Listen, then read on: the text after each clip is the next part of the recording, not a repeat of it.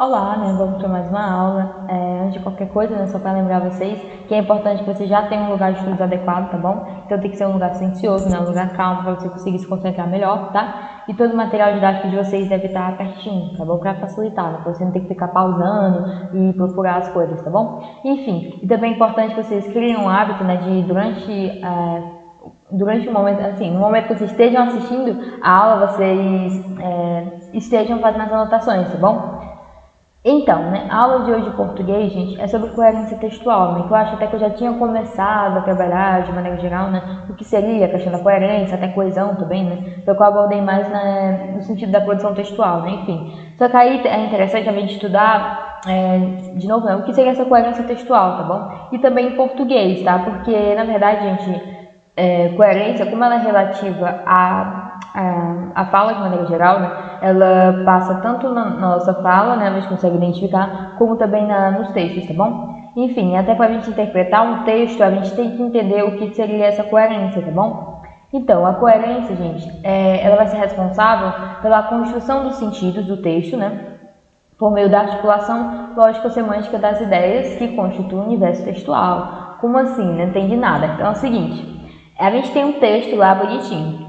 E aí esse texto ele é feito por parágrafos, né? Eu imagino que seja, né? Pelo menos deveria ser. E aí cada parágrafo tem uma ou duas ou mais, né? Frases, beleza. E aí essas frases são compostas por palavras, né? Palavras que vocês vão juntando até formar uma frase. Ok, entendi isso, beleza. Só que acontece, eu estou aqui lidando com várias palavras, né? E é como se fosse um emaranhado de palavras, né? O que é que diferencia o seu texto de um emaranhado de palavras? De eu apenas colocar várias palavras aleatórias juntas num papel? Será que é a mesma coisa? Não, né? Por quê? Porque o texto, ele basicamente ele é uma mensagem, né? Ele é uma mensagem ali, ele é uma unidade que está passando algum tipo de mensagem, tá bom? Enfim, e aí vamos supor, né? Se você está lidando com um texto, você está lendo ou está escrevendo um texto, você tem que pensar na relação de sentido que está acontecendo nas suas ideias, né? Porque se você está passando uma mensagem, quer dizer que você está colocando suas ideias ali, tá bom? Beleza, você está colocando suas ideias. E essas ideias, elas precisam fazer sentido uma com a outra, na verdade. Uma ideia tem que fazer sentido com a outra, que tem que fazer sentido com a outra, e assim vai, né? Então, eu vou dizer, né, que tem que ser construída ali uma relação de sentido nesse texto inteiro, né? Cada ideiazinha tem que fazer sentido para que juntas elas formem um texto adequado, né? Para que juntas elas consigam dar um sentido maior para esse amontoado de palavras, né? Que é o seu texto, tá bom? Claro, e fazer com que ele tenha um sentido e uma coerência, tá bom? Que é o que a gente chama. E aí o que vai acontecer? Você vai fazer isso por meio de articulação, na articulação de alguns termos semânticos, ou seja, termos que eles vão indicar pra gente o sentido que você está querendo passar, tá bom? Enfim, e aí o texto ele se constrói, né, a partir de mecanismos linguísticos, né, que proporcionem ao leitor ou ao ouvinte a compreensão do que é comunicado. Então seria basicamente a mesma lógica, né? Eu vou ter a mensagem que eu quero passar, né, seja oralmente ou seja a mensagem escrita, enfim. E aí você é responsável, né, você que está escrevendo ou que está falando, você é responsável por construir essa coerência. Ou seja, você tem que procurar ali mecanismos, né, linguísticos, né, enfim, ou seja, meios para que você consiga se expressar bem e consiga fazer a pessoa entender você, simplesmente assim, tá bom? Então, você tem que fazer com que a pessoa ela consiga ter compreensão da sua mensagem, né? A mensagem que você está passando, ok? E aí, gente, tem alguns segmentos, né, que eles vão se conectar, né, para dar clareza e sentido ao texto, né? Ou seja, ele vai promover essa coerência. Então, a gente vai ter que aprender, né, claro, ao longo, né, do ano inteiro, tá bom? Não só do ano, mas até da vida de maneira geral, tá? Que a gente está sempre procurando melhorar a nossa expressividade, tá bom? Então, todo mundo tem que aprender sempre, né? Um pouquinho mais, para todo mundo conseguir melhorar aos pouquinhos, né? A sua expressividade, que sempre dá para melhorar, tá bom? Sempre. Então, tudo bem, se você não está entendendo nada que eu estou falando, tá tudo bem, tá? É um pouquinho estranho a gente olhar assim, mas na prática a gente consegue identificar, né? A gente consegue perceber quando um texto é fácil de ler, né? A gente lê, a gente entende a ideia E outros textos a gente lê, a gente fica um pouco confuso. Não, peraí, eu não entendi essa parte aqui não fez sentido nenhum com a outra, né? Então a gente consegue identificar na prática o que é um texto incoerente e um texto coerente, tá bom? Somente isso, né? Por quê? Porque tem segmentos que eles vão se conectar. Então, por exemplo, se eu percebo que uma coisa não se conectou com a outra, não tem sentido nenhum com a outra, eu não vou conseguir entender, vai ficar um texto confuso. Ou seja, eu vou dizer que é um texto incoerente, tá bom? Enfim, e aí esses segmentos, né, eles vão dar clareza, né, através disso, eles vão conectar tudo e eles vão conseguir dar um sentido, né, o sentido que você quer passar, tá bom? Ok? E aí você vai conseguir guiar o leitor. Quando o seu leitor for ler o texto, ele vai ser guiado. Guiado por quê? Quer dizer que você vai estar lá no ouvido dele explicando? Não. Um texto, gente, ele não é para ser explicado.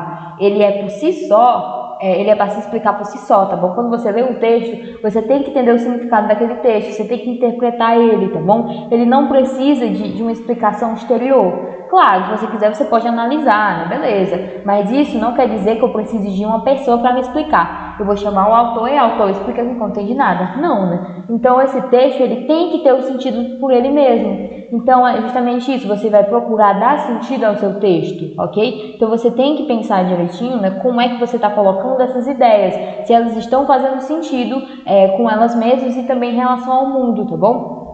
Enfim, e aí a gente tem até alguns princípios, né, que a gente pode utilizar, né, para a gente pensar, será que realmente está coerente? Será que não está coerente? E são 3 princípios bem simples, né? O princípio da não contradição é a coisa mais simples do mundo, assim, mas que infelizmente na hora da pressa, né, quando a gente está escrevendo de qualquer jeito, está escrevendo apressado, a gente acaba esquecendo disso e acaba cometendo um deslize. O que seria isso, gente? O nome está falando, não contradição. É você não se contradizer, tá bom? Ocorre quando as ideias não se contradizem, né? E a lógica não é interrompida. Então, por exemplo, se você está escrevendo uma história e do nada você se contradiz, sei lá, você diz que... deixa eu ver, você diz que o personagem, por exemplo, ele é vegetariano, só que aí você diz que ele saiu com a churrascaria para comer carne, por exemplo. Aí não faz sentido nenhum, né? Você está se contradizendo, como é que ele é vegetariano e ele está comendo carne. Então, aqui é uma contradição que aconteceu no seu texto. Talvez você tenha escrito e nem tenha percebido. Foi você pensar, vou botar uma churrascaria. Você não pensou muito sobre isso. Só que isso está indo contra uma ideia que você colocou, né? Que seria a ideia dele ser vegetariano, tá bom? Esse foi só um exemplo, tá? Então, às vezes, quando a gente está desatento, né, a gente acaba cometendo esses deslizes, tá bom? Então, sempre é bom que vocês tenham o hábito, né, de depois que escrever o texto, vocês leiam, né, enfim, para vocês identificarem isso. E também, quando a gente estiver lendo o texto, a gente vai prestar atenção nisso. Se a gente estiver lendo, a gente vai perceber que uma ideia não pode ser contra a outra, né? As ideias não podem se contradizer, elas têm que estar ali no mesmo sentido, tá bom?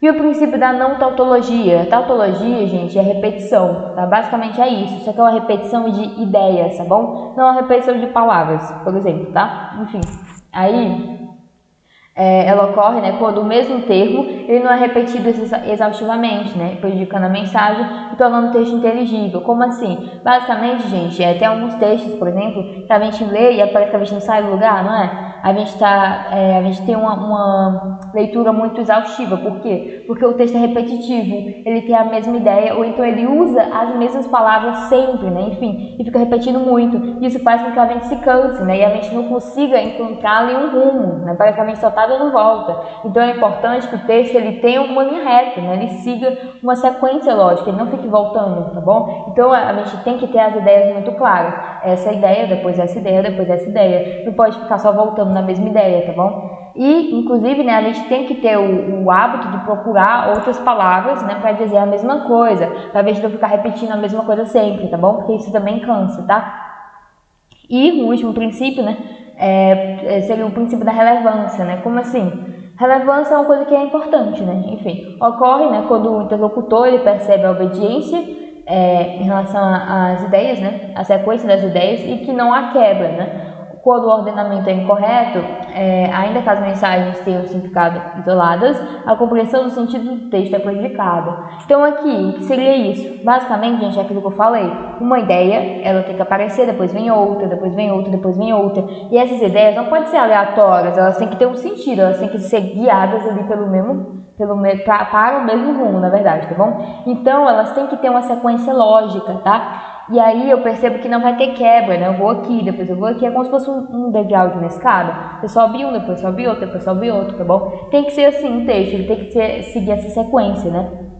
Enfim, se ele por algum acaso ele não seguir, pode ser que dê a sensação pra gente que tá lendo, né, que tem uma quebra no texto, né, tava seguindo, de repente quebrou o texto, tá bom? Então fica um pouco confuso e atrapalha também, ok? Então seria esse o princípio, né, da relevância, tá bom? Bem simples, né? Ou seja, você tem que seguir uma sequência, né? Os textos, geralmente, quando você pega um texto que ele está bem escrito, né, que você entende fácil, você vai perceber que ele tem uma sequência de ideias, né, que você consegue seguir as ideias direitinho. Você vai perceber que ele não se contradiz em momento nenhum, né? Uma ideia ela não é interrompida pela outra e além disso ele não é repetitivo, né? Ele está seguindo ali uma sequência de ideias, tá bom? Então basicamente é isso. Um bom texto ele começa pelo um bom planejamento. A pessoa se planeja direitinho, pensa nas ideias que ela quer passar e aí ela consegue deixar essas ideias numa sequência bonitinha, né?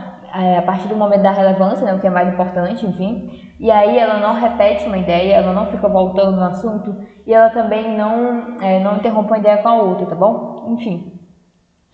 Foi só isso, né, gente? Espero que vocês tenham entendido, né? Vocês tenham compreendido os fatores, né? E tudo que está implícito nisso.